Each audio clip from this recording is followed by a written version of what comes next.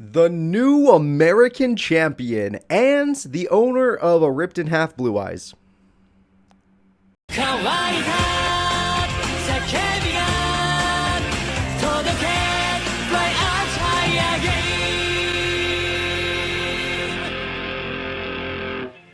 Hello everybody, and welcome back to more of the Yu-Gi-Oh! Dynasty series. It's me, Cooper, and today we're going to be talking about Rebecca Hawkins, the American champion after Bandit Keith. Now, this American champion did appear before Battle City and during Battle City? No, after Battle City during the Seal of Orichalcos arc, and again later on during a weird mini tournament they threw. And I've decided to give her all of her cards from those time periods. So, we're going to go ahead and start off this this deck profile by talking about her ace monster, the Shadow Ghoul. Now, this monster has 1600 attack and 1300 defense, but it gains 100 attack for every monster in your graveyard. I have given her a 23 monster deck, which means that she has a potential of having at most 3,800 attack on her Shadow Ghoul. Now, that is not the best monster in the world, I understand, but after you see the kind of stuff her deck does, I'm sure you'll understand why Shadow Ghoul actually is pretty effective. So, let's go ahead and talk about her rare cards. Her rare cards that are extremely weird, but are super good, are the Injection Fairy Lily and the Gravity Bind. Now, obviously, I hate Gravity Bind because it says level 4 or higher monsters cannot attack. But she had to have it, so there it is. There's Gravity Bind. And of course, her Injection Fairy Lily, which she used way past Battle City, but I don't care. She's one of those characters I added just like Rex Raptor, where I said, screw it, as long as they were in duel monsters. If Yugi was the protagonist and they used those cards, then I allowed her to use those cards. So, Injection Fairy Lily is a monster with 400 attack, 1500 defense, but if you're willing to pay 2,000 life points, it gains 3,000 attack points. In other words, this monster can overpower a Blue Eyes White Dragon. It can overpower a Mass Beast Asgardius. It has 3,400 attack at the cost of 2,000 life points. It's totally worth it. And it's a 3-star monster, which means it goes under the Gravity Bind. Perfect for her deck. Now, these rare cards are really good, and that's why we're going to start getting into her stats. Rebecca Hawkins' attack stat is above average. Now, the reason it is above average is because she runs cards like Guardian St. Joan, the Fusion St. Joan, and, let's see, what other monster? Blue Eyes White Dragon. I gave her the ripped Blue Eyes White Dragon. I know, it's kind of silly to give it, but pretty much just her tribute monsters and fusion monster. Those are the ones that are super powerful. Obviously, her ace monster, Shadow Ghoul, also can be extremely powerful, but it depends on how late the duel has been, because she does have a lot of cards that mill and throw away stuff, which we will get into later. But right now, let's go ahead and get over to her defense stat, which is average. Now, the reason her defense stat is average is because most of her monsters do not hit the defense stat. Most of them are below average. The only one that even hits the average are her Injection Fairy Lily at 1,500 and her Fire Princess at 1,500. The other ones that go above it are Forgiving Maiden at 2,000 and Millennium Shield at 3,000. These blow above the average, but most of her monsters have 800 to 1,000 defense. It is really, well, 600 to 1,000 defense. It is really bad. So she needed her 2,000 defense Forgiving Maiden. She needed her 3,000 defense Millennium Shield to buff up that defense stat to the average. And obviously, Shadow Ghoul only has 1,300 defense, and it's a tribute monster, so that's really bad. It brought her down quite a bit, because the average on tribute monsters is higher. So it's 2,000. So that's going to be it, guys. Let's go ahead and move on to her speed stat, which is freaking incredible.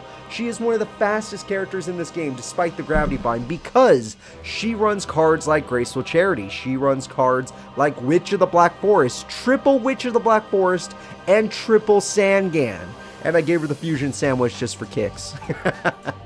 So yeah, we got triple Witch of the Black Forest and triple Sangan, which I think is freaking incredible. She also runs the legendary Morphing Jar, which can help her throw away the cards in her hand and get a brand new hand, which is excellent for the speed stat. But that's not all. The other things that increase her speed stat are the... where is it? It's in here somewhere, sorry. Scapegoat. Yep, she also has the spell card Scapegoats. The Scapegoat spell card lets her summon 4 little scapegoat tokens, just like Joey Wheeler. She did use this card in the future, way in the future, in the Duel Monsters era. So there we go.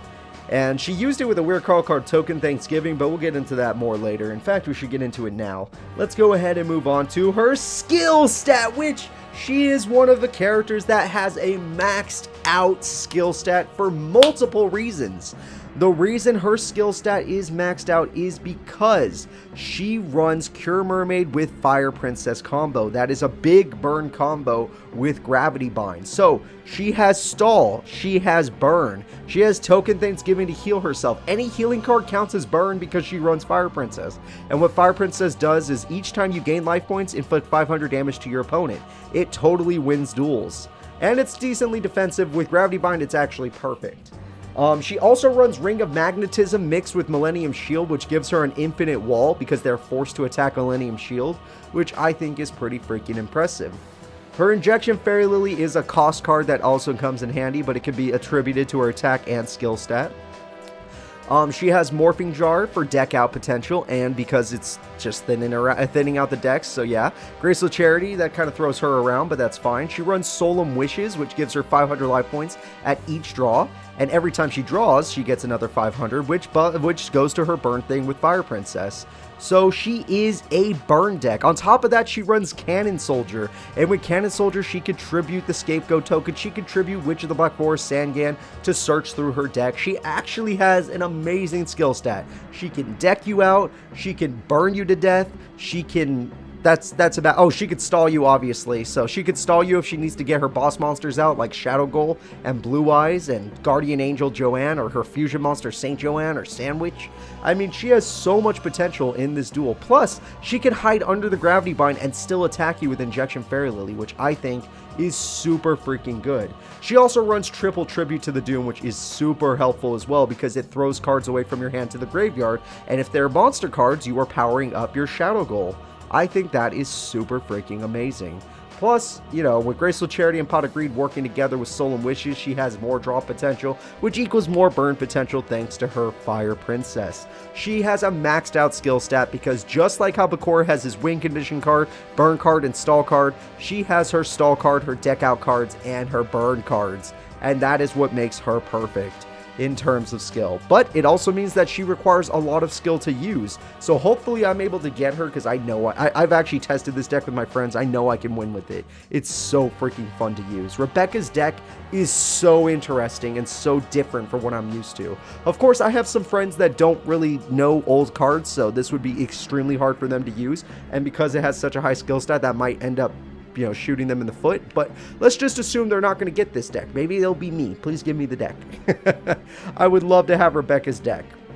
Now, Rebecca's brick stat. That is where we find out she is unbreakable, guys. She is amazing when it comes to her brick stat. And the reason for that is she has so much search potential that she'll never brick. Her Witch of the Black Forest mixed with her Sangan, she can't brick, they won't let her. Morphing Jar, can't brick, won't let her. Graceful Charity, can't brick, won't let her. Gravity Bind buys her as many turns as she needs to draw what she needs. She will not brick, people. She is completely safe. This is one of the scariest people in this tournament when it comes to other winning conditions. She could still win by attack since I gave her the Blue Eyes, since she has Guardian Angel Joanne, which she used in a tournament against this duelist that I believe wanted to make Yugioh her sex slave, but let's ignore that. And all that other fun stuff, but she literally has multiple win conditions. She's not going to brick because of her triple Witch and triple Sangan, and honestly, I think she is going to be a menace in this tournament. And because of that, I have given her an above average huge potential. That's right, she gets a full 3 stars, above the average, and totally can win this tournament. The only reason she wouldn't win this tournament is if she goes up against somebody that is just way stronger than her and has proper spell trap card destruction to hit that gravity bind. Now, she only has 1 gravity bind, so you have to draw it. I mean, there's no guarantee you're going to draw gravity bind, but you have to draw it. And if your opponent just overpowers you because your deck isn't the strongest in the world, you obviously can just get overrun. She also can get reversed. Like, Ishizu would be able to counter deck her out because she's throwing away so many of her own cards for Shadow Goal. I believe Ishizu's trap card becomes more realistic, and that means it's a bad matchup for Rebecca. Obviously, that's super situational, but I'm just saying that her 3 stars are well earned. She deserves them. I was thinking of giving her 4 stars or 3.5 stars because her Injection Fairy Lily is so good, but it really is a double-edged sword because there are so many burn cards in this game now. And a double-edged sword it is, because 2,000 life points plus any burn cards. Hell, if you get Magic Cylindered, you might as well just surrender the duel. That's pretty bad. But overall, she's above average. I think Rebecca has a strong chance of winning the tournament. Just a good chance of winning the tournament. I think that's going to be it for this one, though. I want to thank you all for watching. If you're excited to see Rebecca in the tournament, tell me in the comments below. If you thought she shouldn't be in here, that's understandable, but I don't care about your comment. I put who I want in these tournaments. And here comes the bad news, because I know some of you are going to get a little upset about what I'm saying next. There's only one more character in the tournament. This was character number 19. There's only one more character in the tournament. And yes, that means I definitely left people out on purpose. And I'll let you know right now, 2 of them were rare hunters. I am so sorry.